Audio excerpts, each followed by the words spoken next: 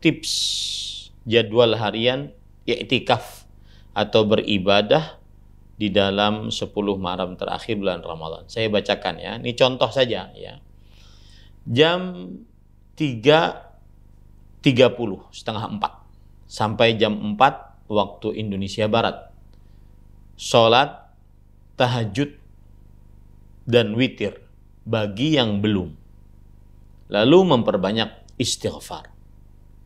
Jam 4 sampai jam 4.30 makan sahur. Ini saya pakai waktu Indonesia Barat ya. Kemudian jam 4.30 sampai jam 5.30 menjawab muadzin, berdoa setelah adzan, sholat 2 rakaat sebelum subuh, berdoa antara adzan dan iqamah, sholat subuh, zikir setelah sholat subuh. Jam 5.30 sampai jam 6.30 zikir pagi, duduk di masjid menunggu waktu duha, sholat syuruk atau sholat duha di awal waktu.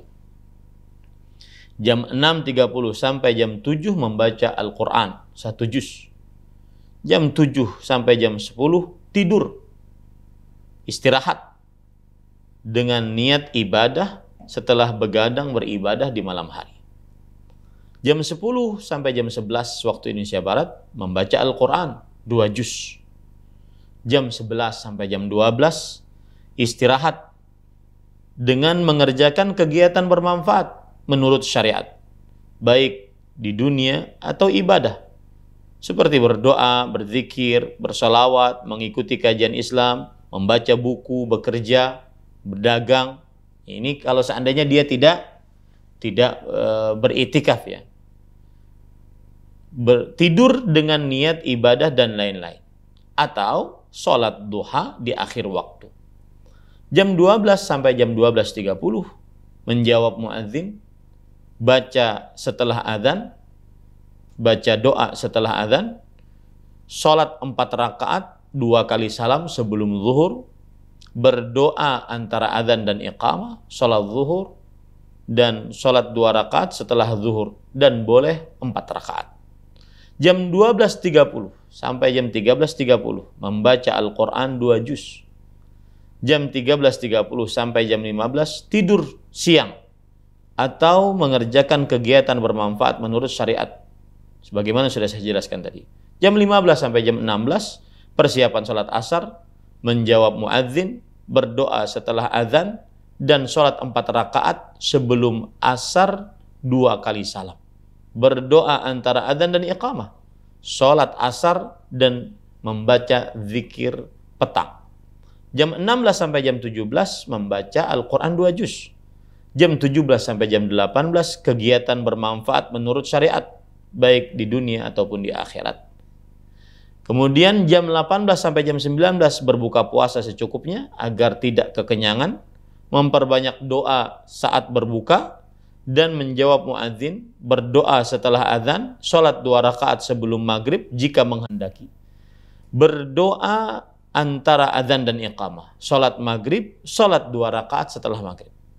Jam 19 sampai jam 20.30 menjawab muadzin, berdoa setelah azan, berdoa antara azan dan iqamah, salat isya, 2 rakaat setelah isya, salat tarawih bersama imam sampai selesai.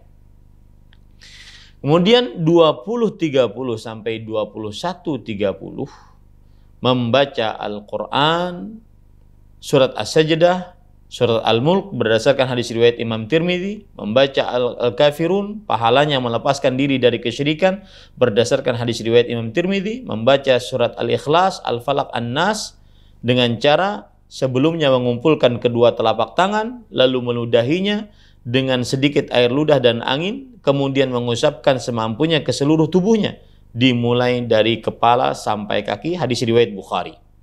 Membaca ayat kursi, pahalanya selalu dijaga oleh seorang malaikat dan tidak pernah didekati syaitan sampai pagi, hadis riwayat Bukhari. Membaca 2 ayat terakhir dari surah Al-Baqarah, pahalanya kedua ayat tersebut mencukupkan hajat dunia dan akhirat, hadis riwayat Bukhari dan Muslim.